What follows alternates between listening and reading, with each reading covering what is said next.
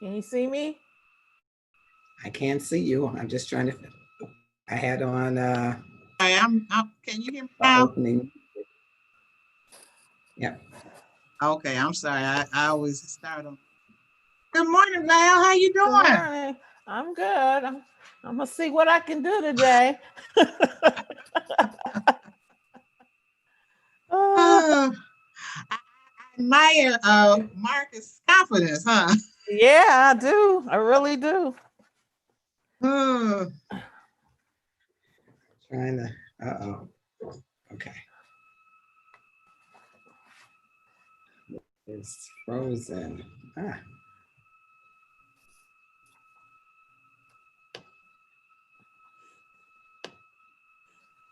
ah.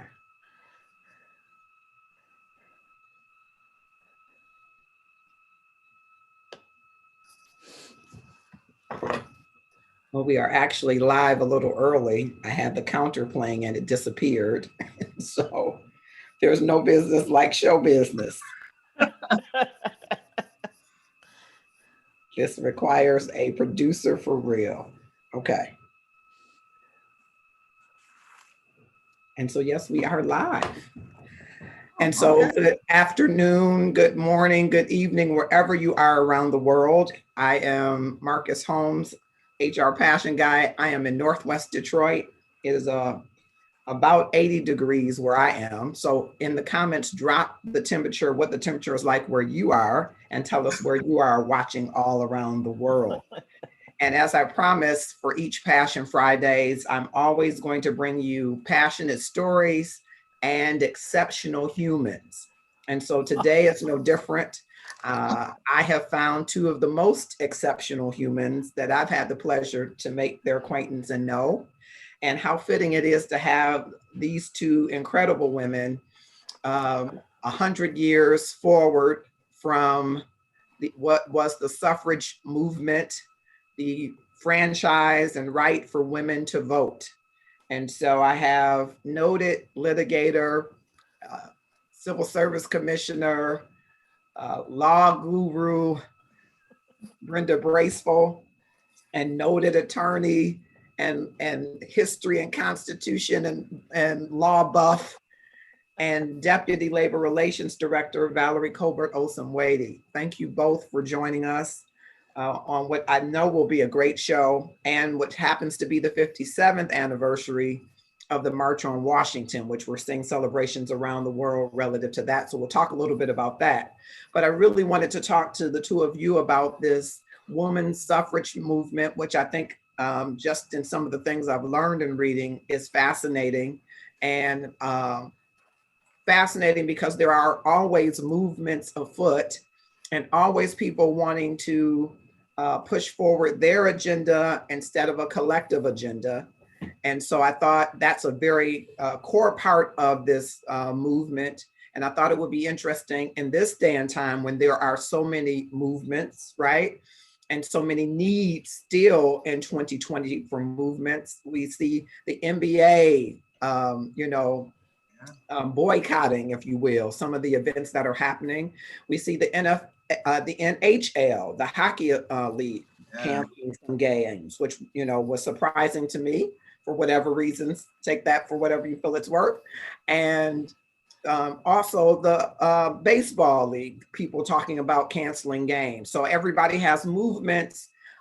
We've seen things in recent years with the LGBTQIA and growing movement, right? And of course, the civil rights movement. So I want to talk a little bit about maybe the intersections or overlapping or compete for resources and time and stage and some of that. But I wanted to talk to you both. And just as a way of opening, I was reading about the Seneca Falls Convention in 1848 and learning that there was this group of women who wanted to raise women's rights, and about 100 people attended this convention, and 2/3 of them were women. But there are some deep roots relative to the suffragist movement that come from the abolitionist movement. And so I wanted to start there just to talk to you and get your opening comments on that Seneca Falls movement where Elizabeth Cady Stanton writes these 13, her own response to the Declaration of Independence, right? Right. And she talks about, we are all created equal, men and women. And, I'm interested to hear your thoughts on that. What you've learned about that convention and how that has powered what happened to be, I guess, at one point, it was a national suffrage movement and an American suffrage movement. So that, before they merged. So whomever wants to start, welcome to both of you. I appreciate your being here. I always appreciate when you say yes. I do feel like that you love me so much that you'll say yes to me sometimes when you may not want to, but I always want your voices to be trumpeted because you have such a wealth of information. So whomever wants to go first. And just before you start, hello, those that are with us on the LinkedIn, I'm looking at you saying hello, and some folks that are on Facebook. We're also live on Twitch TV and YouTube. And so I want you all to know wherever you're watching from, we're watching your comments. And if you have questions, please, or comments, please drop them in the comments because you're part of the conversation. Okay, who wants to go first? Well, I can start a little bit just from what I have been listening to and read a little bit. I know that the Seneca Falls was in 1848. And up until that time, there was the intersectionality between the rights of women and the abolitionist movement, okay? Because there was this intersectionality between freedom from slavery, and then ultimately that obviously would give rise to women's rights and who weren't seen as citizens either. And what's interesting though about the Seneca Falls, you mentioned that 2/3 were women, but no Black women were invited. Okay, no Black women were invited to Seneca Falls. And it's interesting because there was some white men and there was only one Black man who was Frederick Douglass, and who ultimately was the voice that got the convention to agree to the sentiment that women deserve the right to vote. It was his voice that led credence to that most important sentiment that these women were seeking. So if you think about it, while Black women were shoulder to shoulder with these white women in trying to achieve suffrage, and they were looking at it suffrage for all, these women were really, particularly Elizabeth Cady Stanton and Susan B. Anthony, who was not at Seneca Falls, were looking at it really as a victory for white women. And so that's kind of the backdrop of the Seneca Falls convention, when in actuality, Black women weren't even included in that, even though they were the backbone, as we are in the Democratic Party, the backbone for the suffrage movement.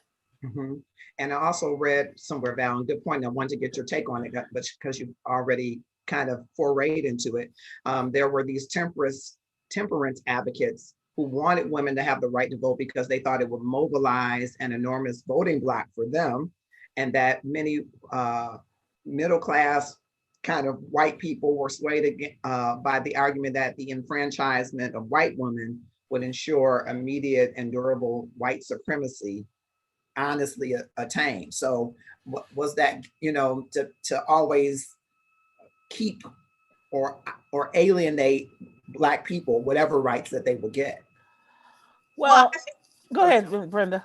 I think we have to understand, when you look at the history of the United States and in some respects globally, while we hope that the arc of justice will always bend, recognize that white supremacy was ingrained. When they talk about equal rights, it was a qualified equality. And like, Val so eloquently pointed out, even though the Black women were out there marching, some of the grassroots and the efforts on the ground, many of the Southern and even some of the Northern white women viewed it, their argument was that we will give you a voting because we will add to the numbers. Not that they were necessarily seeking equality for all women.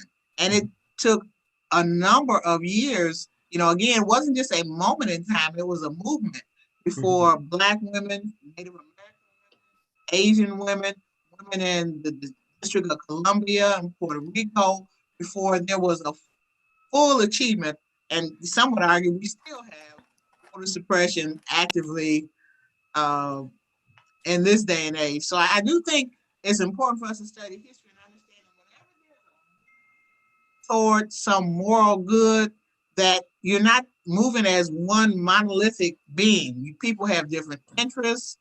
They may not all converge on the same interests. And we see that today with the movement toward criminal justice reform and police brutality and voter suppression, that being able to find that consensus so that you can achieve the greater good.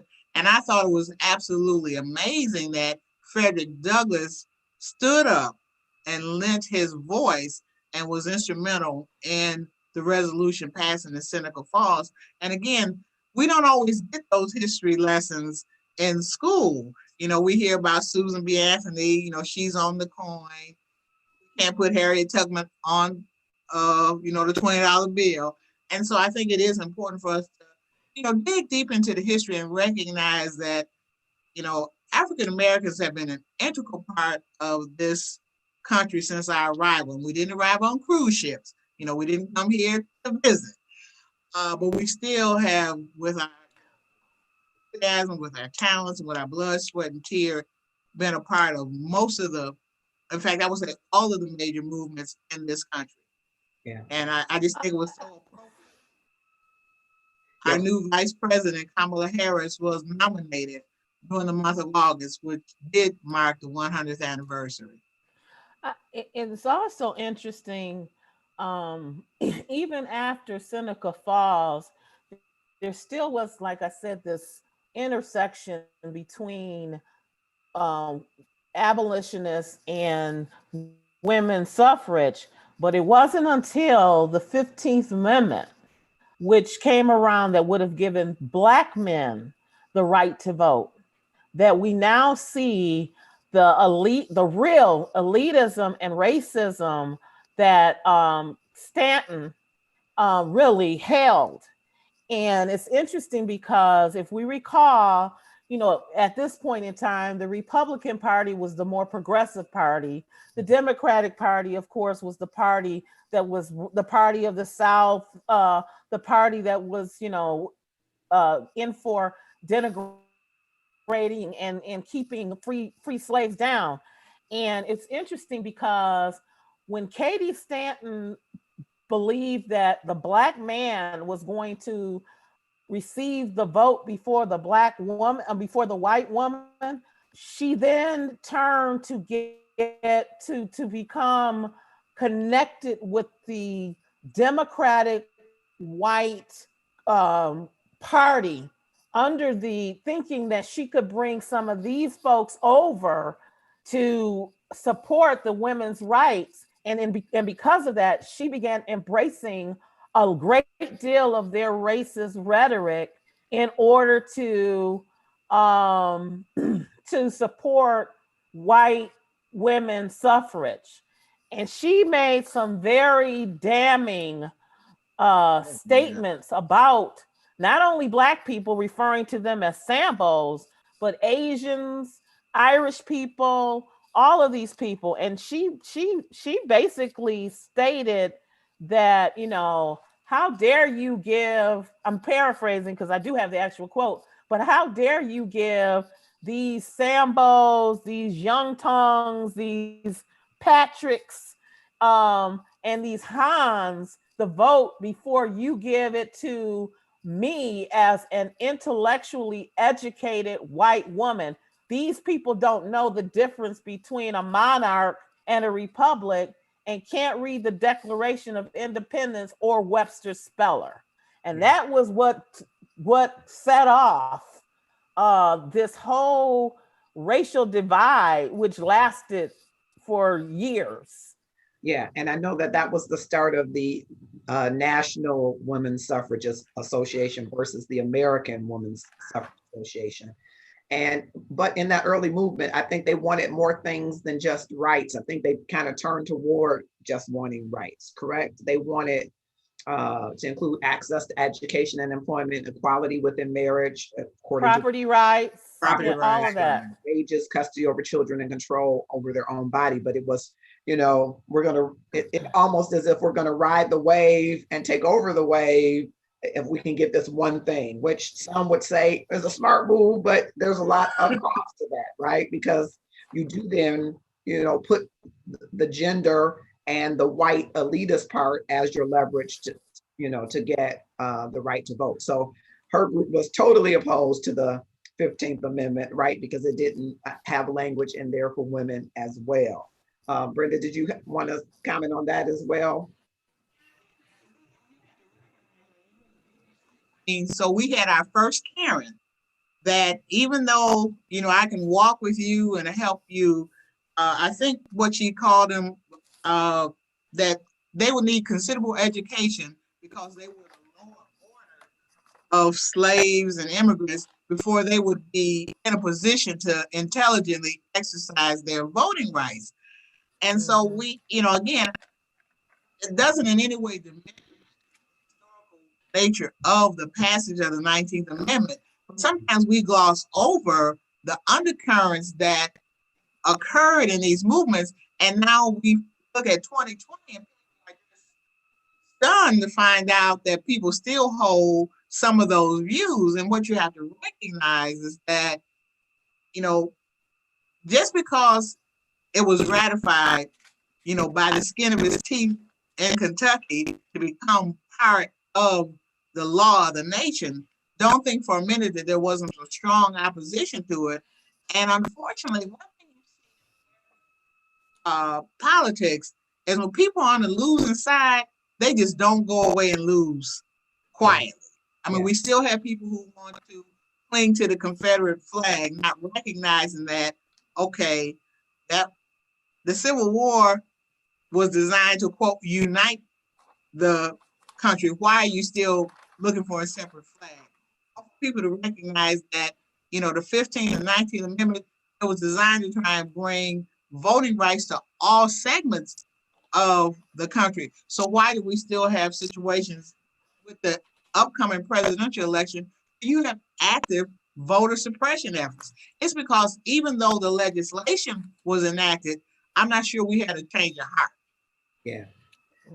And I want to go back a little bit because you talked about the Civil War. That's when the suffrage movement kind of slowed down a little bit, but you still found us doing what we do, people doing what they do, supporting side by side their causes, whichever side they were on, helping during times of war, leading up to the 1880s, where I think there was the idea that both the national suffrage group and the American suffrage group wouldn't be able to exist on their own. And they came together, looks like around 1990.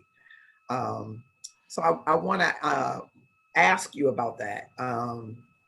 This 1990 coming together, and it looks like at that time, Wyoming was the only state that had granted women the right to vote. That it appears the national suffrage movement took it as a state by state initiative. And so it looks like Wyoming was the first. And then in 93, Colorado, Utah in 96, and Idaho in 96 as well. Why do you think it was more acceptable out west? There are so many different schools of thought relative to that, but it seemed to be a little bit more amenable out west for women to get the right to vote. Well, I think part of it, again, if you look at the Constitution, basically the 19th Amendment, it didn't necessarily, it just removed the gender barrier. In fact, it actually used the word sex. They didn't say gender, that you couldn't discriminate on the basis of sex. But the states had always maintained the right to establish the criteria for voting, be it residency or other qualifications. So I think with some of the Western states where you had migration and population and it was forging kind of a new path, I think that there was less resistance. Recognize that you still had the kind of the old line United States in the eastern part, which was, in their view, more settled, probably more sophisticated, a higher level of education. And so I think there you had a greater adherence to a caste system, that you had the elite, the educated, you had the skilled workers, the trades, and then you had the menial workers. And so I think that that was more ingrained in the Eastern culture, whereas I think for the population migrating to the West, that was less of a factor. And so they were just looking at numbers. Right. We're going to let the women vote because, given the way the representation was staggered, even though each state would get 2 senators, the other representation was based on population. Okay. And Val, anything to add to that? I know that the British suffrage movement was much more militant and much more confrontational. So I don't know, it doesn't seem like that carried over to the eastern part of the United States as quickly, but it seemed like you're right, the population happening out west, and women, performing many of the same tasks as men might have contributed to that out west as well. Midwest and East, it seemed like they were just still stuck, even though people were coming from the British suffrage movement. It wasn't like they were adopting that militant stance. No, and a matter of fact, the folks in the East, I don't want to say East, but the more, and I agree with you, Brenda. You had this more established elitism, all of that, founding fathers and that kind of thing in the East, and even in the southern states, some of the southern states. But even the movement tried to even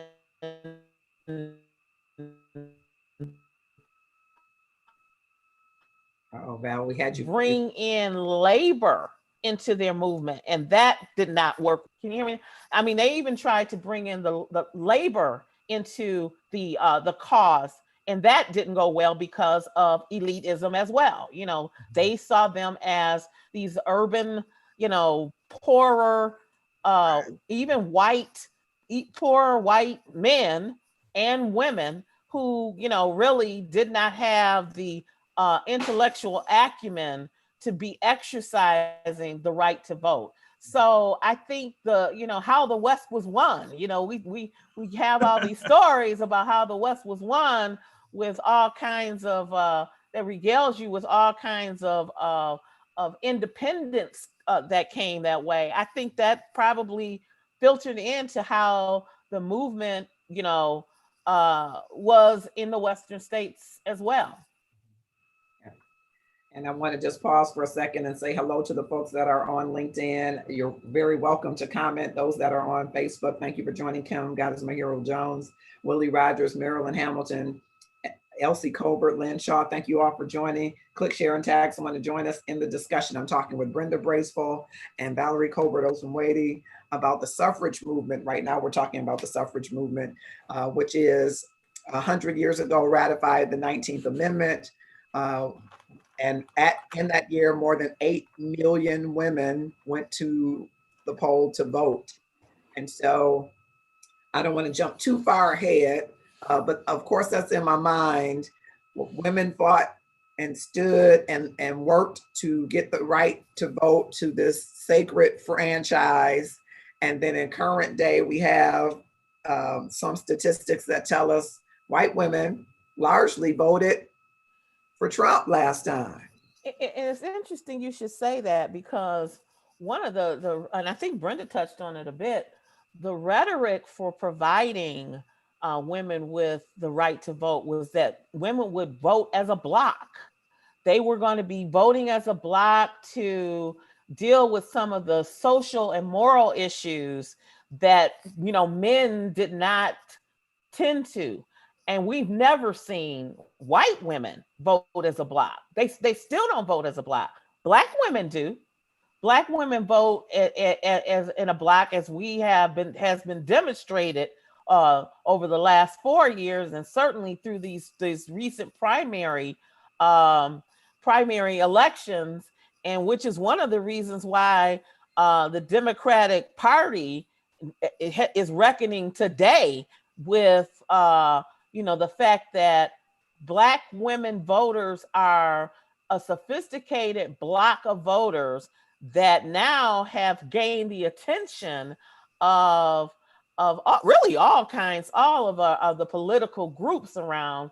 But the fact of the matter is, they do vote more as a block in the sense that they look at things that are more intersectional with community education and voting rights and housing, all of those things that Black women go out and participate in grassroots organizations to support. Not only benefits Black women, it tends to benefit all of the communities, everybody's community, not just their community. And we see that in the women's suffrage movement. Once the women got the right to vote, the white women got the right to vote, they never once again picked up the mantle of racism. Again, they thought that they had achieved what they wanted to achieve, and they either didn't care or didn't want to have the hassle of dealing with racism in this country as white women voters. And that has kind of resonated to the current day. Mhm. And so that what did they say? 52% of white women voted for your president. So 52% of the women voted for white women. What is that? Well, again, and I'm sure there are greater minds than mine who have studied the demographics and the patterns and voting. But to quote one of the founding fathers, you really won't have effective social change if it's not affected are as outraged as the people who are affected. Okay. And like we said earlier, even during the early days of suffrage, labor didn't want to come on board. And some of the political they thought the women might be opposed to child labor laws, and that was going to cut into their, profits and economics.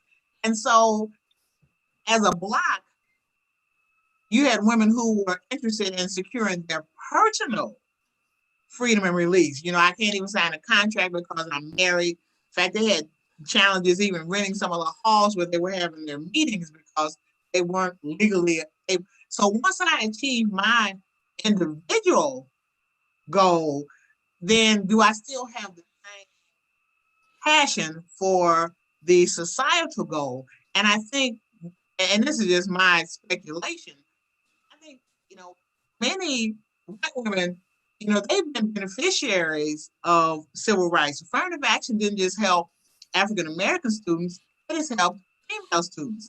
And the percentage of female students in your professional schools increased exponentially.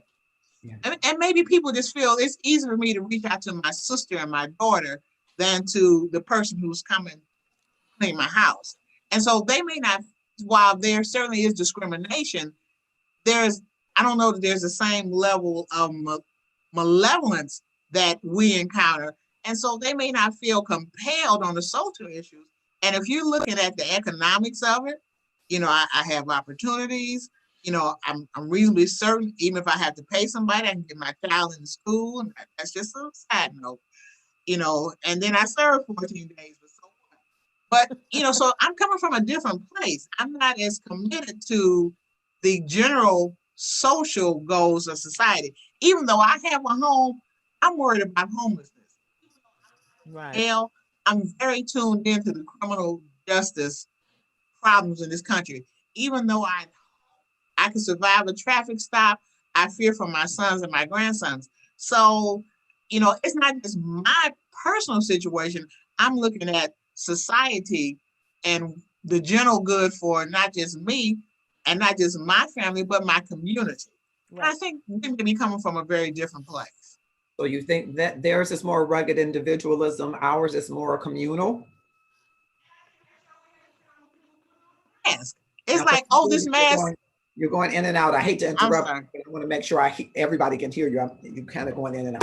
And we all the posting on Facebook where, Karen doesn't want to wear a mask. And I hate to use that phrase, but it's convenient. We know, I don't want to wear a mask because it makes my glasses fog up. Forget that I'm going to take a virus home to my 95-year-old mother and it may kill her. Or that these healthcare workers now have to risk their lives to come in and because it's about how it affects me. And part of that, I think, is we're raised, when we were coming up, it wasn't just enough that we ate. There was concern that your neighbors have food, your family have food. Through our churches, if we had food, everybody was going to get something. And so I think there is a different attitude toward whether or not, and I think for some people it's scriptural. I mean, the greatest commandment is to love your neighbor. So you have as part of your very fabric what is good for us collectively, not just what is good for me. Now, did you want to add anything to that? No, it's interesting because I was listening to someone. I was trying to find my note on it, but they were just talking about how the weaponizing of white womanhood, okay, and how that has always been utilized and was utilized in the fight for suffrage, and we see it today that in the fact that we still utilize white womanhood as a weapon as it relates to the broader society and actually allowing us to achieve so-called rights. And if you look at, like I said, if you look at even what Stanton did, in the fact that she weaponized white womanhood in the sense that both Stanton and Anthony knew that that Black men probably needed the right vote more so at that time than white women because of what they were experiencing, the violence that they were experiencing in the South. And even though they recognized that, they knew that the same thing was not equal for women. They didn't have that same moral imperative, which is why it was interesting, like I said, when I was reading and trying to understand some of this stuff, which is one of the reasons why they came up. Actually, it was Stanton who perpetuated the myth of the Black rapist. And she made a statement about how if the Black man received the vote over the white woman, that this would perpetuate this kind of and I wish I could find the quote that I was looking for, but she perpetuated that myth, which for centuries was, which from that point on, from the 1860s on, actually was used by the white Democratic Party to subjugate and to substantiate and justify lynchings based on her need to want to get an equal moral imperative in order to get the vote for white women. It is fascinating how she pretty much chose to compromise equality for everyone, for this one right to vote for white women only. Actually, she reduced it to writing. She wrote an article. She did. Mm-hmm. And she said, American women of wealth, education, virtue, and refinement. Right. If you do not wish the lower orders of Chinese, Africans, Germans, and Irish with their low ideas of womanhood to make laws for you and your daughters, then you must demand that women too shall be represented in government. So, I mean, that was the appeal that, we cannot have these low class, know nothing, deciding what's going to happen to these educated genteel. Right.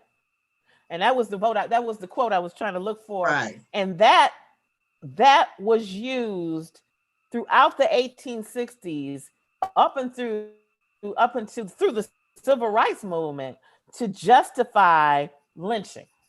Her statement was utilized to justify that. That blew me away when I read that, because even with that, she continued to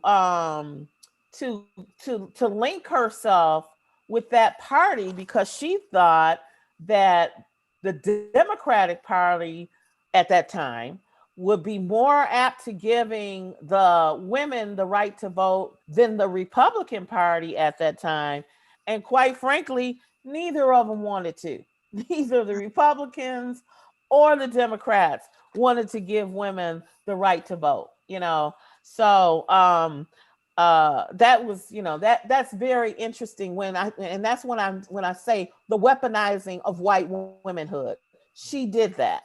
And that's fascinating. When you were talking about that, it made me think of the Central Park situation in New York. I'm like Brenda, I don't want to, but Karen has been so popularized, we're using it. And so the Karen says it's a Black man, right. The fact that he was a Black man was reason for her to have to call the police and you wonder how deeply rooted in the DNA that is. And you've just given us, one of the things that has propelled that whole thought of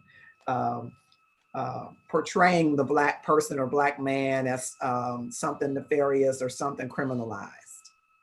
Right. Occupant of the White House, when his statement about, we don't want low income families moving into the suburbs and appeal to the suburban housewives, that you want to keep your neighborhood safe. I mean, that is just directly a page out of that playbook. Yes. That, you got to be careful because they're coming to your neighborhood. Yeah. I want to come back a little later and ask how we penetrate some of that, because I think it is deeply ingrained in people that there is something nefarious about the African in America, because we do want white women to vote. It's been 100 years and you got that right. We just want you to vote on the right side of the situation. But if thinking anything that's going to bring equality or equity to these people that are nefarious or criminalized is in the DNA or in the psyche of people, how do you penetrate that? I want to come back to that because I want to hear from your great minds on that. Those of you that are just joining us, thanks, Tawana Mann, Bishop Celestine Todd. Thank you all for coming and joining us. I'm talking with Brenda Braceful and with Valerie Colbert-Olsen-Wady. We're talking about the suffrage movement, and we're learning some facts that maybe we didn't know if we hadn't read about it. And I hope that you will invite others to tune in. A couple of other facts I want to get your take on that are maybe not as well known facts to us that I didn't know about the movement. We talked about the Britain's women's suffrage movement was far more militant than its counterpart here in the US. We also talked about, the movement having deep roots in the abolitionist movement, and that there was a parting of ways because of that for the two movements.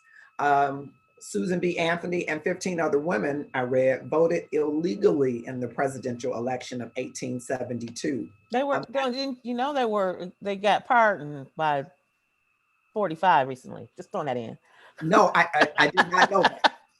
No, I didn't know they voted illegally, and I didn't know that they got pardoned. But now I want to say, so why don't we want everybody to vote? If you can do it illegally 100 years ago, let's go ahead and do it legally. Well, I think that was just another example that he doesn't understand history. Right. And it was interesting because the Susan B. Anthony Museum declined to accept his pardon. They rejected it. And truly that So I keep missing part of your words. I don't know if As usual, looking for a photo op and didn't truly understand what had been Susan B. Anthony's position or the knowledge that she had voted illegally. And so it's Right. interesting that you're taking the machines out of the post office and trying to make it hard for people to vote, and then you pardon one of the first persons to engage in voter fraud. So. Right. Right. Just why I was blown away by that. I was like, really? So now, here we're doing all this voter suppression and we have people voting illegally. Another fact, the women's rights movement launched its own fashion craze. I used that in the promo, the bloomers and Amelia Jinks Bloomer, the whole wearing of the, getting rid of the bulky hoop skirt and wearing a more, not as hoop top, I guess you would call it. And then the bloomers. Yeah, Katie Stanton often said women shouldn't have to wear 15 pounds of iron, iron to bring in their, of corsets and 15 pounds and layers of fabric, that they should be free from that. So that obviously is an outshoot from that, because she was definitely vocal about, even the trappings of our dress was oppressive. Yeah. Brenda, you want to add anything? No? Okay. A woman ran for political office nearly 50 years before women got the right to vote. And I didn't know Victoria Woodhull ran for president. Did not know that. Okay. And let's see. And then one of the other facts is Alice Paul. She did lead a more militant regime, if you will, that she got from the England suffrage movement. And she was arrested and jailed several times for her work in a more militant fashion. And they talked about the Night of Terror, where they, I guess, boycotted and demonstrated outside of the White House and at a workhouse where 30 women were brutally beaten. And so they were trying to lobby then President Woodrow Wilson to do the Susan B. Anthony Amendment. So those were some little known facts that were little known to me. So I had some education in knowing that people, really undergirded movements to move forward their agendas. And so I think, some people in this day and time discount that kind of organized movement. And to me, they don't really understand history, that's been an important part of moving agendas forward into history. Do you agree with that? Oh, I agree. Oh, I do. And I absolutely agree. And one thing that we, when we're looking at the suffrage movement, and we do look at, of course, Stanton and Susan B. Anthony, but we got to also not lose sight of our Black suffragists, Ida B. Wells, and some of these other women who were important to Sojourner Truth, who actually, when there was that split that occurred, when Frederick Douglass and others called out Stanton for her racist rhetoric, and they formed the American Women's Suffrage Association, and then Stanton and them had the National Women's Suffrage Association. Sojourner Truth actually stayed with Stanton because she still saw them trying to get the vote for all, which really was not true. So and then you had people who Black women who started their own grassroots organizational groups in order to educate Black people. And there's one really important woman who I was listening to a program which was really fascinating to me. Her name was I think it was Adela Hunt Logan. Can't remember exactly. But this woman, she was a woman who was very, very fair. And she would go and pass for white in order to be a part of these conventions that Stanton and Anthony were having, so that she could get the information and all of that, so that she could get the information and pass it along to Black people, so that they could start fighting the literacy test, the poll tax, all of the things that were put in place to stop us from voting in the South.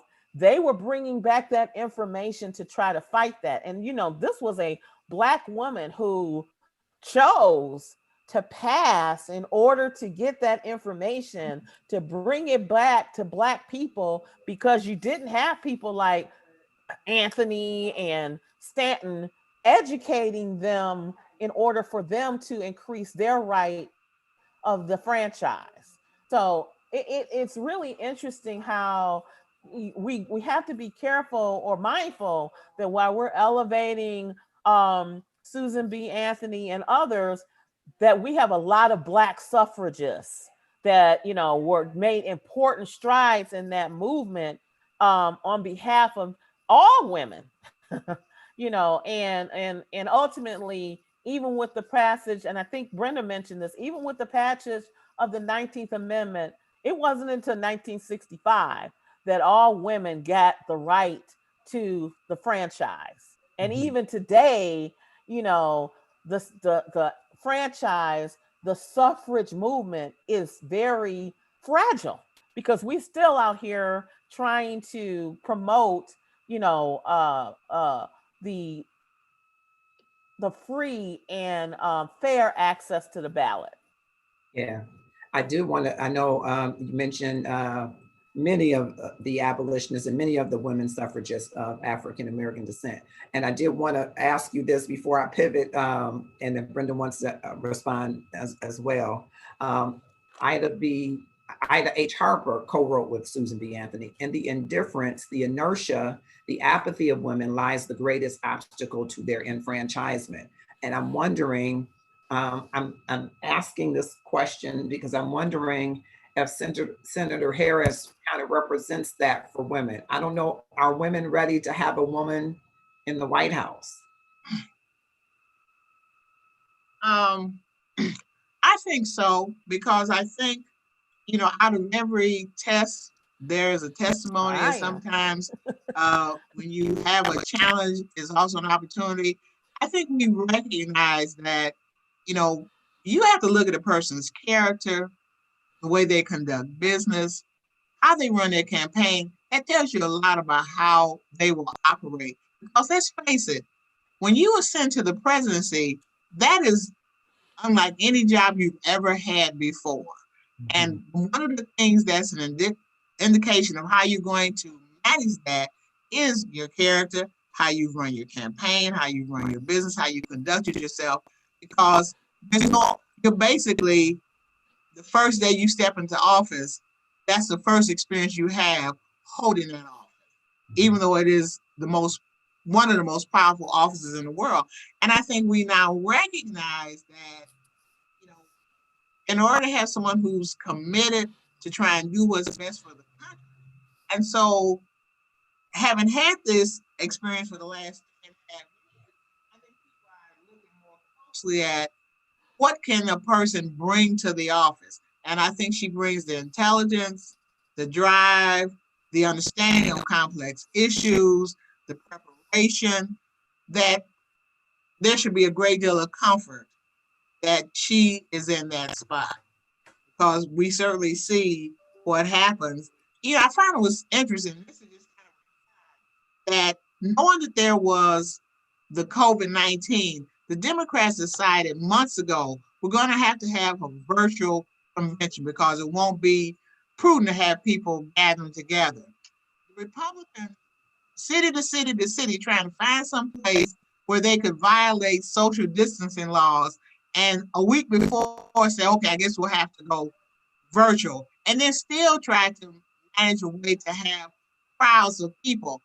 Well, at some point, if you just continue to fly in the face of reason and expert advice, then maybe that's why the COVID-19 situation has been so badly managed in the United States. And so I think, when you look at that, okay, we didn't know we were going to have a pandemic like we did with the Spanish flu, but maybe if you had a better sense of organization, a greater concern and empathy for people, it would have been managed better. So there's a lesson for us all to learn from what we experienced. And so, Val, on that point, do you think women will get in the way of do women get in the way of women when it comes to politics? Sometimes, but I can only speak from I can speak from my experience. The women I know, no, you know, um, but having gone to, I went to an all-female high school, and I say that because it definitely has shaped who I am, because it gave a lot of latitude to be, in leadership roles, and ordinarily you might not aspire to in a co-ed environment. We all know that happens with, when boys and girls are put together. Girls tend to tend to hide their intellect and tend to kind of like let the boys go and do the leadership roles. Mm-hmm. And I can say, even in that environment where women were being equipped to be leaders and equipped to be women who make a difference. That's actually our slogan, women who make a difference. I can absolutely see where there would be a reticence to a woman leader. That was a while ago. I don't know if that's true now. And my daughter, of course, went to the same school. So I don't know if that's true now. But I do think that I think as a whole, I think women of color and Black women are there. Mm-hmm. I think that, it's just like was mentioned earlier. If you're voting your own interest, you may not want to look beyond a traditional or what is going to perpetuate your comfort level, and so you may not even want to look at another candidate because it's something. It may be something that ultimately you may lose some of your comfort level, maybe not all of it. But I think that on the whole, most women are ready to receive a woman in that higher leadership. I really do, and I think that as much as you want to say about Hillary Clinton, she did put a bunch of cracks in that ceiling, and someone made the statement which I thought was very interesting. She was the tip of the spear. Now the spear is being pushed all the way through. Somebody has to be the tip, and then there's always the inertia that pushes something through. And so that's her legacy. And now I think we do have in our minds that we're ready to push through a woman in the highest level of leadership in this country. It's unfortunately that we're last, because all across the world, women are in leadership capacities, all across, prime ministers and running countries and all of that. Yet we still cannot have a female president. Yeah. Global attention. Again, the pandemic has kind of brought to the forefront. Unfortunately, when you look at those countries where you have female leaders, it has been managed much more compassionately and much more efficiently. And there's been a stark difference. For 45 to talk about New Zealand having a spike, they had 5 cases in the whole country. We're losing 1,000 people a day. And he's like, I'm washing my hands of like Pontius Pilate because I'm not responsible. And I think people are looking at that and realizing that there are certainly instances where it's not about gender, it's about character and the skill set that you bring to the situation. And if a woman presents with that, now again, I'm not naive. I recognize that, you know, there won't be 100% because there will still be people who value their individual comfort over what's even good for them. I mean, Right. people sometimes will vote against their own self-interest. Right. Yeah. But I just think in terms of moving the country off that spot, I think the time is right for that. And we certainly have a person who presents with the credentials and the abilities and the skill to make the case. So I'm optimistic. Yes. And speaking of the times, I would be remiss if I didn't get your take on the 57th anniversary Right. of the March on Washington for Jobs and Freedom. I'm just going to walk through some of the things that are involved in the timeline up to that point. And if you want to remark and share on any of those, I'd like that. And then at the end, I want to ask you in 1963, where were you and what were you doing when that March on Washington happened? Maybe you were a toddler, I don't know, but I'd just like to know. So let me go to first, 1941, labor leader A. Philip Randolph calls for a march to highlight the exclusion of African Americans from roles in the national defense. Either of you want to comment on that? And again, I think he's a person in history that we don't spend enough time focusing on because he was definitely a forerunner in terms of mobilizing us collectively. And it was designed to exert some pressure. And President Roosevelt did issue an executive order on June 25th, a few days before the march was scheduled. And that order established the Committee on Fair Employment Practices and banned discriminatory hiring practices in the industry, the defense industry. So A. Philip Randolph called off the march because the threat of the march had achieved its goal. Okay. Okay. In 1954, Brown versus Board of Education, the Supreme Court unanimously rules that racial segregation of children in public schools is unconstitutional. Well, you know, obviously that's the landmark case that took us all the way down to desegregation, you know. So had it not been for that, you know, who knows? But you know, there is it's enough it's enough can't be said about the momentous movement that happened as a result of that monumental and a lot of blood, sweat, and tears from the really the 30s to that point in time was culminated in that particular victory in the Supreme Court. 1955, Emmett Till, a 14-year-old boy, is brutally murdered in Mississippi for allegedly flirting with a white woman. Till's death and acquittal of his murders brings international attention to the civil rights movement.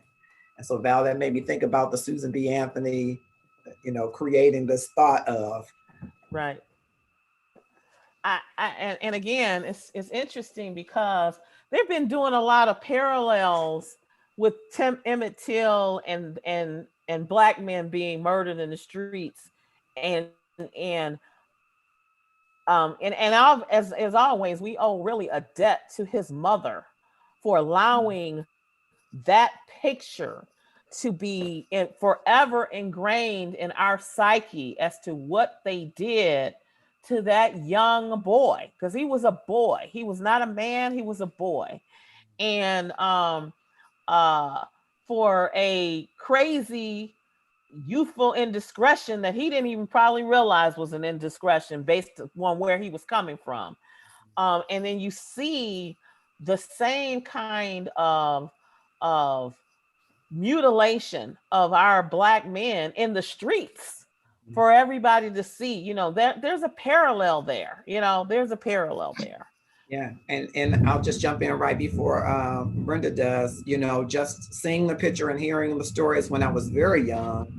Of course, after that time, but very young, I never, I never thought it was okay to be attracted to white women. As a matter of fact, Cheryl Ladd and Farrah Fawcett, I thought were beautiful white women, but I was afraid to say it Yeah.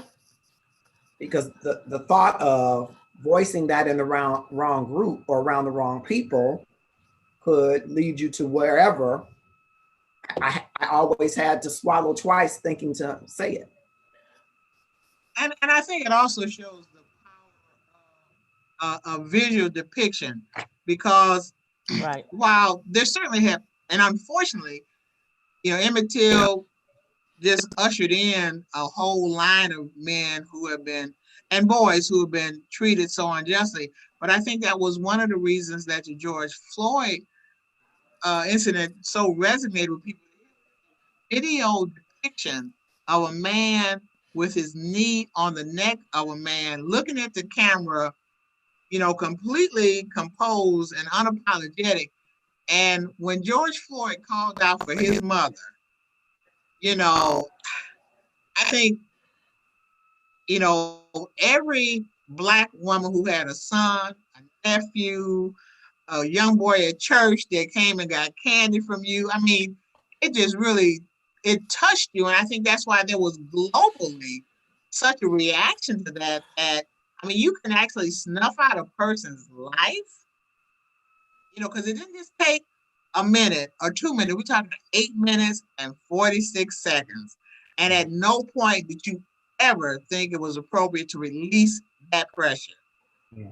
And so, yeah, it's definitely, while we have certainly made some great strides, it just is a very, very difficult reminder that there's still so much. Yeah. 1955 as well, in December, Rosa Parks refused to give up her seat to a white man on a Montgomery, Alabama bus. Her decision prompts a year-long bus boycott. Okay. 1957, 9 Black teenagers known as the Little Rock Nine are prohibited from integrating into Little Rock Central High School in Arkansas. In response, President Dwight D. Eisenhower sends federal troops to escort them.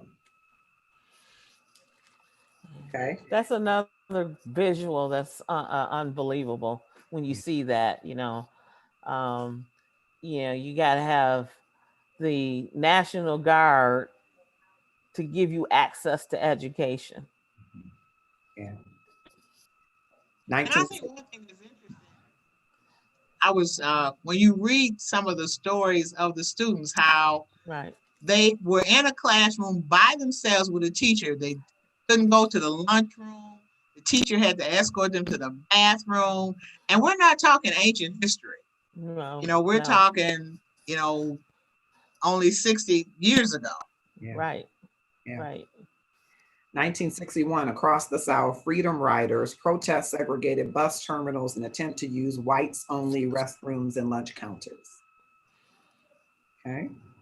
1963, in April, Dr. Martin Luther King Jr. helps lead the Birmingham campaign, a desegregation effort in Alabama that includes a series of lunch counter sit-ins, marches, and boycotts of merchants. King is arrested and while in solitary confinement writes letters from Birmingham jail. And let me just say, I wish people would read that letter. It was funny because, you hear about it all the time. And I think it was probably a year and a half ago, maybe, that I said, let me just really sit down and read this letter because there's so much, watering down of Dr. Martin Luther King.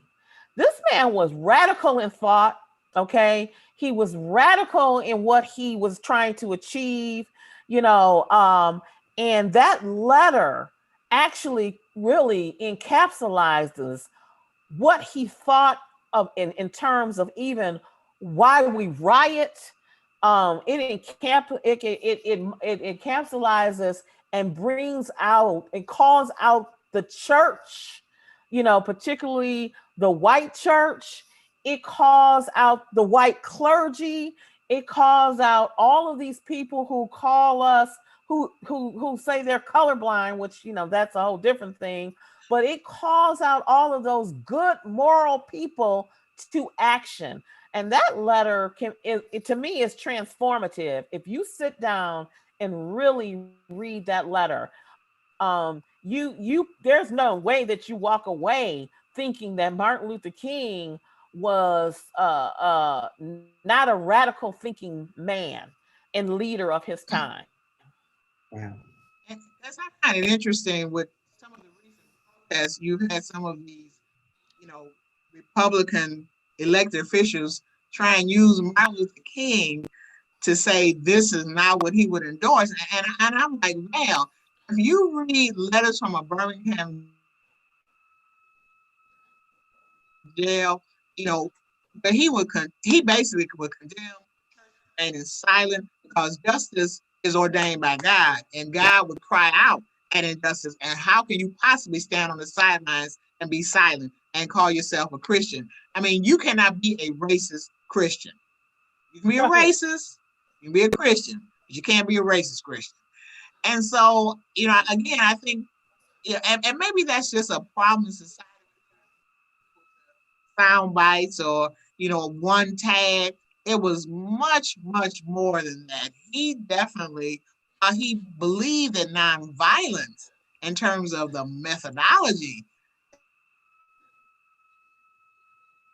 But he was not in any way passive about demanding vigorously and adamantly that we were entitled to equal treatment. Yes. And then in August 28th, 1963, at least 250,000 people attended the March on Washington for Jobs and Freedom. Dr. King delivers the I Have a Dream speech in front of the Lincoln Memorial. And so first tell me where you were and what impact you feel that this has had on you, community, and society. Well, I'll go first because I'm sure I'm the oldest. I was 12, but I was very familiar with Dr. King. In fact, I was looking for because I still had a pamphlet from the march that they did in Detroit, and a copy of the picture with him walking arm in arm with C.L. Franklin and some of the other local clergy. And so I wanted to go to the march, and my parents, did not think it was prudent for me to join in some groups because there were some buses and groups and people going. Like I said, at the time I was only 12. But I guess I just felt such a sense of pride that this man could stand in the shadow of the Lincoln Memorial and speak to the world, advocating that we just want to be judged by the content of our character, not the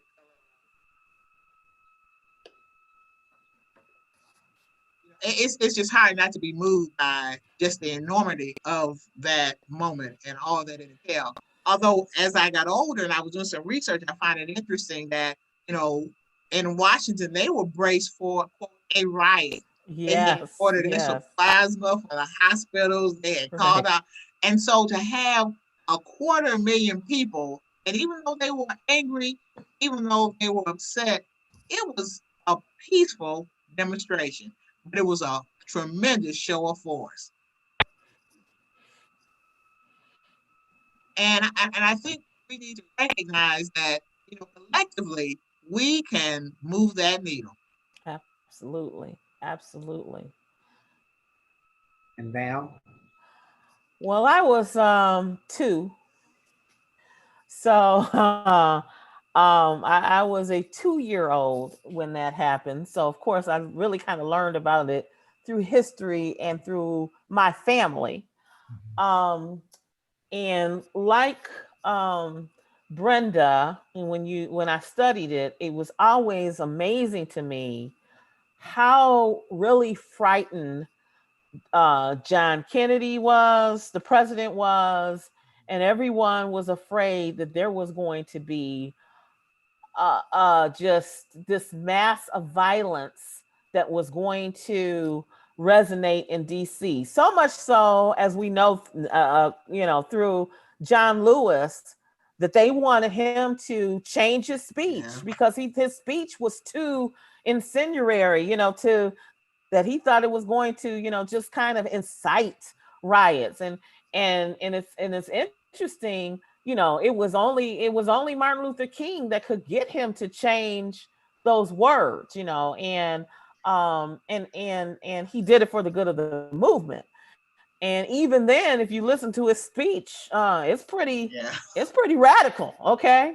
So I, of course, learned about the Wild on Washington, like most people, through history books, but through my own parents, who were there experiencing it and were a part of this living history.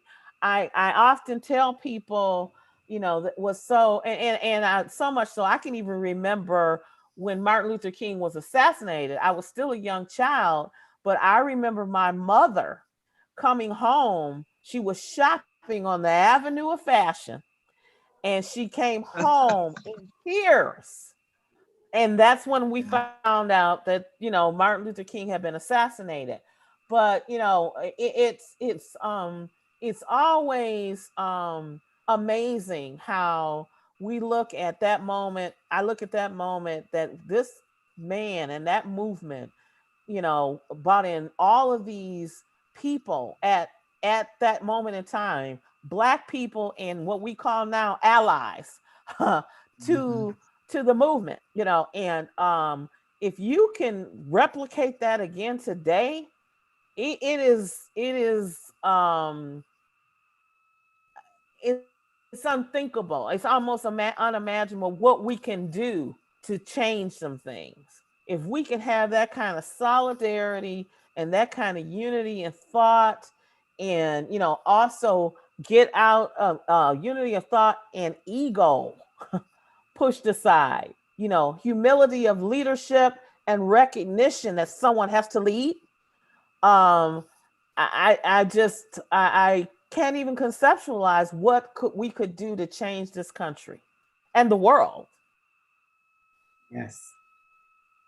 Well, I am so thankful that both of you took out the time to be with me to talk about the suffrage movement and about some facts of the civil rights movement. I think our collective community has learned a lot. If there was any one thing that you could share walking away, especially since we are handing to another generation the hopes of a more equitable and beloved community, what would you hand to them from these movements about their role and impact in making a difference in the world, unless the Lord decides to come back, but the world ahead?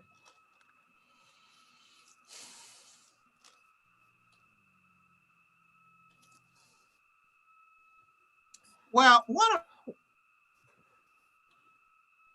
my favorite quotes from Martin Luther King is that we need leaders not in love with money, but in love with justice, not in love with publicity, but in love with humanity, and to recognize that, change won't necessarily happen overnight. When we talk about these movements, it took a lot of planning.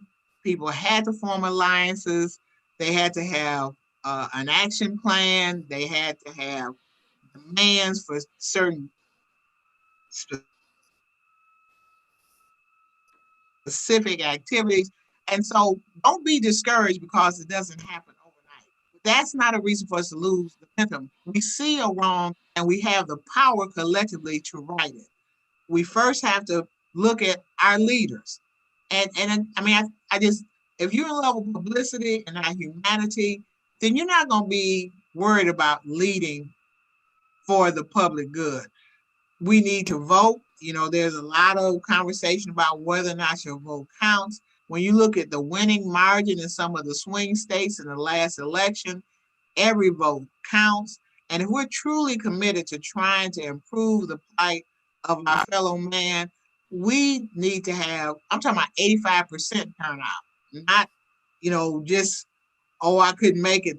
And there may be some barriers. We may have to take our absentee ballot and drive it to the clerk's office, but it is worth the effort because it's when we show that force. It doesn't have to be illegal force, it doesn't have to be burning, but the force that we are going to remain committed until this happens, that change will come. And I have to echo too, what I would like to leave or impress upon this our new generation of leaders, those that are out there right now, in the streets protesting, is again, we live in an instant society now. Instant, we can get instant facts, instant information. We got apps for everything. We can, all of this. It leads us to believe that there can be instant change, and it can't be. Change is not instantaneously. I want people to appreciate that change is progressive. It doesn't mean you stop pushing for change, but change is progressive. It doesn't mean that now you asking us to wait. No, we're not asking you to wait, but to understand that alliances, like you said, have to be made. Minds have to be changed, and alliances and allyships have to be forged, not only in our leadership, but in our everyday lives. When our friends and neighbors who are not Black, start to embrace and understand the need for this change, that's when you see it. But that takes time. It takes time to um, to demonstrate change. I mean, that's why what you say and what you do is so important, because it's reflective. People are watching you. So, but that would be what I would want to leave, is that yes, continue to march, continue to put your things that you want redressed out there, continue to speak truth to power, to continue to be in these streets if you need to be heard, but recognize that there has to be a leader. It has to be a leader. There has to be a cohesive plan put together. Like I said, the Brown versus education just didn't happen overnight.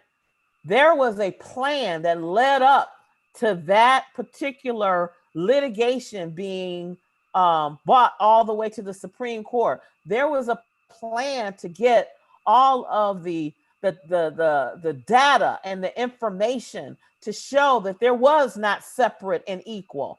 All of that was planned methodically and over many decades to get to a point where change happened. And people have to understand, you may just be the first person to hand off the baton, and somebody else is going to run the race.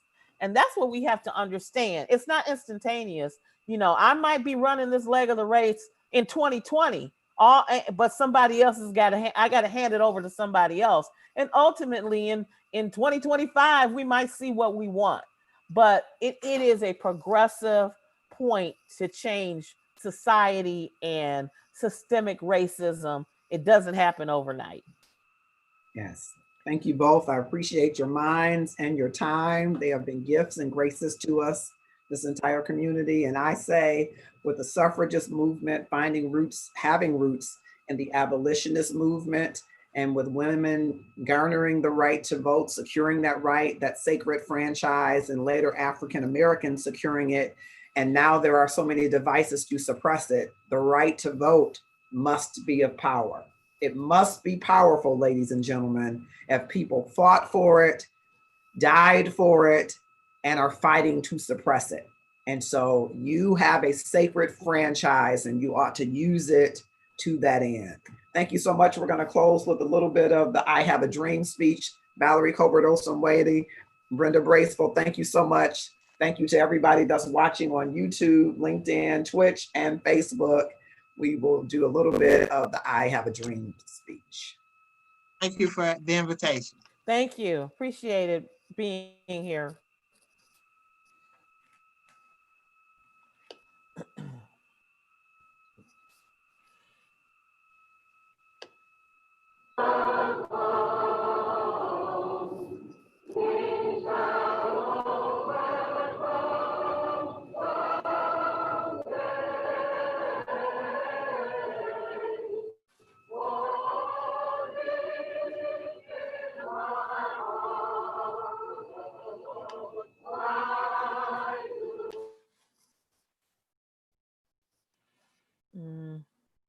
It could just be my Lordy. I can't hear it. Oh, I'm gonna put my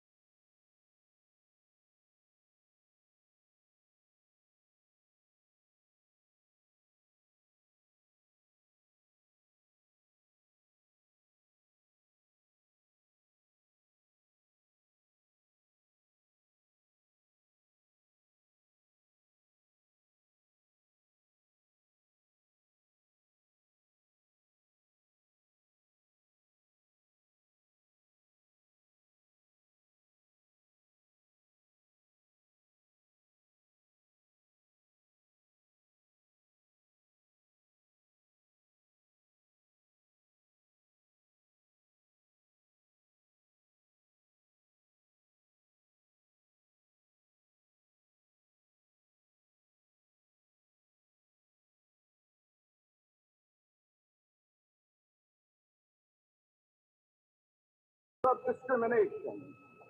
100 years later, the Negro lives on a lonely island of poverty in the midst of a vast ocean of material prosperity.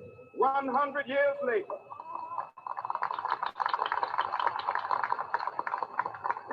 the Negro is still languished in the corners of American society and finds himself in exile in his own land. And so we've come here today to dramatize the shameful condition. In a sense, we've come to our nation's capital to cash a check. And the architects of our republic wrote the magnificent words of the Constitution and the Declaration of Independence. They were signing a promissory note to which every American was to fall heir.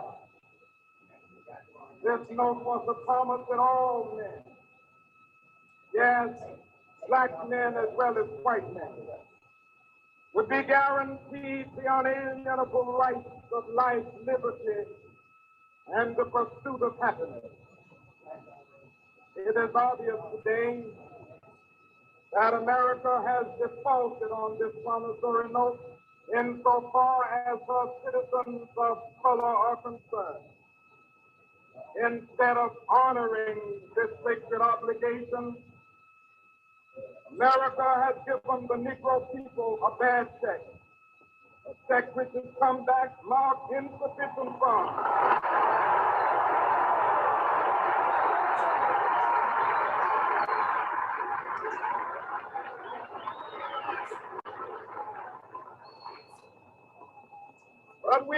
refuse to believe that the Bank of Justice is bankrupt.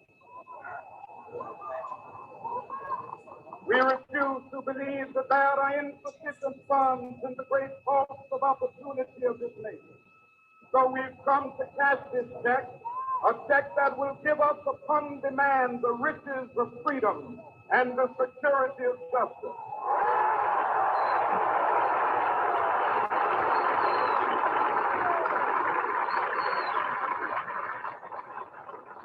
We have also come to this hallowed spot to remind America of the fierce urgency of now. This is no time to engage in the luxury of cooling off or to take the tranquilizing drug of gradualism.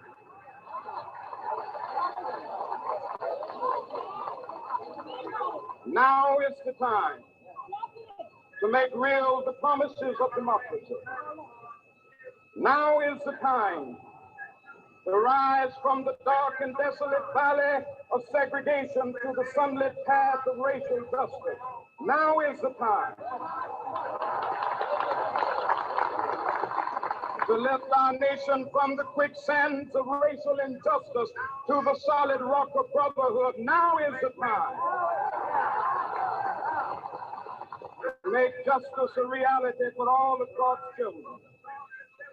It would be fatal for the nation to overlook the urgency of the moment. This sweltering summit of the Negro's legitimate discontent will not pass until there is an invigorating autumn of freedom and equality. 1963 is not an end, but a beginning. Those who hope that the Negro needed to blow off steam and will now be content will have a rude awakening if the nation returns to business as usual.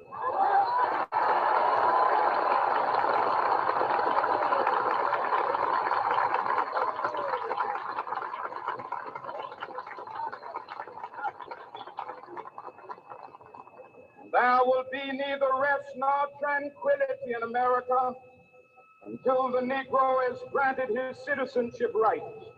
The whirlwinds of revolt will continue to shake the foundations of our nation until the bright day of justice emerges. But that is something that I must say to my people who stand on the warm threshold which leads into the palace of justice. In the process of gaining our rightful place, we must not be guilty of wrongful deeds. Let us not seek to satisfy our thirst for freedom by drinking from the cup of bitterness and hatred.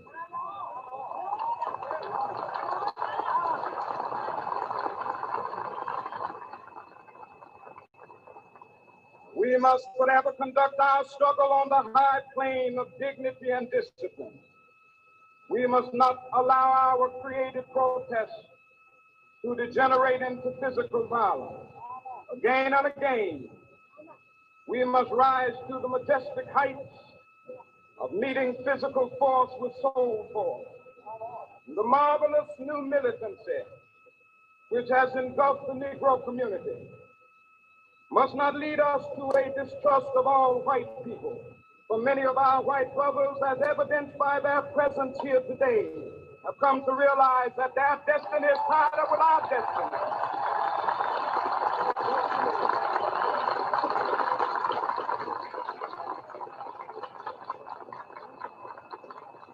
They have come to realize that their freedom is inextricably bound to our freedom. We cannot walk alone. And as we walk, we must make the pledge that we shall always march ahead. We cannot turn back. There are those who are asking the devotees of civil rights, when will you be satisfied? We can never be satisfied as long as the Negro is the victim of the unspeakable horrors of police brutality. We can never be satisfied as long as our body is heavy with the fatigue of travel. cannot gain lodging in the motels of the highways and the hotels of the cities.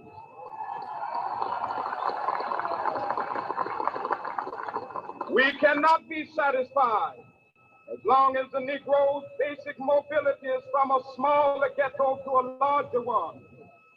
We can never be satisfied as long as our children are stripped of their selfhood and robbed of their dignity by signs stating for whites only.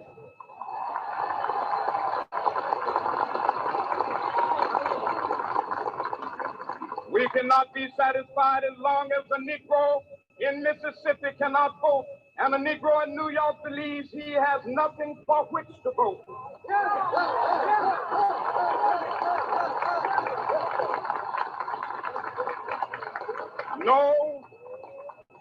No, we are not satisfied, and we will not be satisfied until justice rolls down like waters and righteousness like a mighty stream.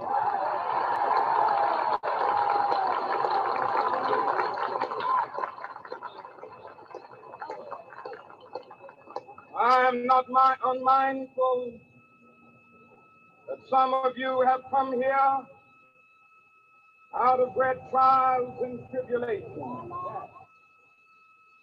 Some of you have come fresh from narrow jail cells.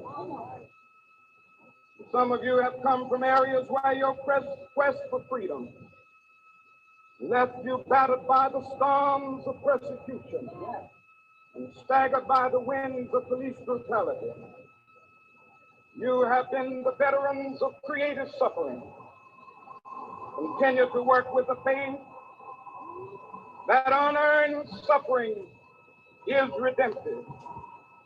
Go back to Mississippi. Go back to Alabama. Go back to South Carolina. Go back to Georgia. Go back to Louisiana. Go back to the slums and ghettos of our northern cities. Knowing that somehow this situation can and will be changed. Let us not wallow in the valley of despair. I say to you today, my friend,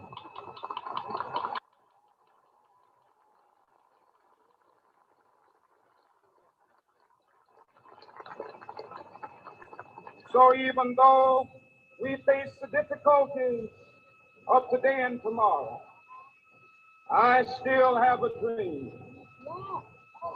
It is a dream deeply rooted in the American dream. I have a dream that one day this nation will rise up, live out the true meaning of its creed. We hold these truths to be self-evident, that all men are created equal.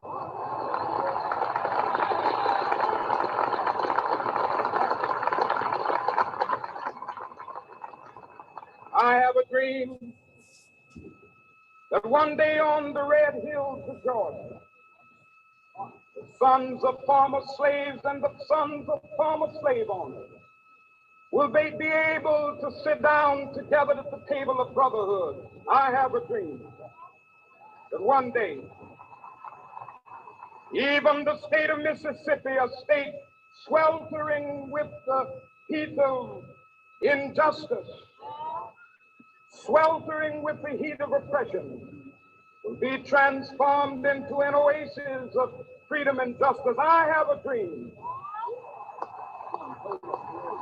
that my poor little children will one day live in a nation where they will not be judged by the color of their skin, but by the content of their character. I have a dream today.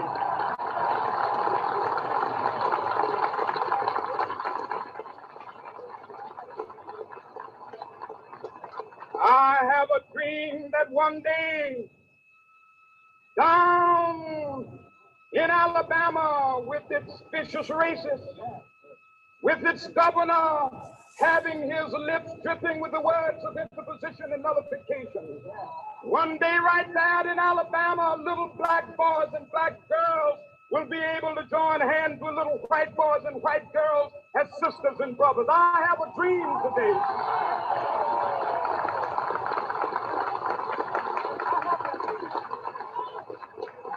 I have a dream that one day every valley shall be exalted. Every hill and mountain shall be made low, the rough places will be made plain, and the crooked places will be made straight, and the glory of the Lord shall be revealed, and all flesh shall see it together. This is our hope. This is the faith that I go back to the South with. With this faith, we will be able to hew out of the mountain of despair a stone of hope. With this faith, we will be able to transform the jangling discords of our nation into a beautiful symphony of brotherhood. With this faith, we will be able to work together, to pray together, to struggle together, to go to jail together, to stand up for freedom together, knowing that we will be free one day. This will be the day. This will be the day when all of God's children will be able to sing with new meaning, "My country tears of thee. Sweet land of liberty of thee I sing. Land where my fathers died, land of the pilgrim's pride. From every mountainside, let freedom ring. And if America is to be a great nation, this must become true. And so let freedom ring. From the prodigious hilltops of New Hampshire, let freedom ring. From the mighty mountains of New York, let freedom ring. From the heightening Alleghanies of Pennsylvania, let freedom ring. From the snow-capped Rockies of Colorado, let freedom ring. From the curvaceous slopes of California. But not only that, let freedom ring from Stone Mountain of Georgia. Let freedom ring from Lookout Mountain of Tennessee. Let freedom ring from every hill and molehill of Mississippi, from every mountainside. Let freedom ring, and when this happens, when we allow freedom ring, when we let it ring from every village and every hamlet, from every state and every city, we will be able to speed up that day when all of God's children, black men and white men, Jews and Gentiles, Protestants and Catholics, will be able to join hands and sing in the words of the old Negro spiritual, "Free at last, free at last. Thank God Almighty, we are free at last."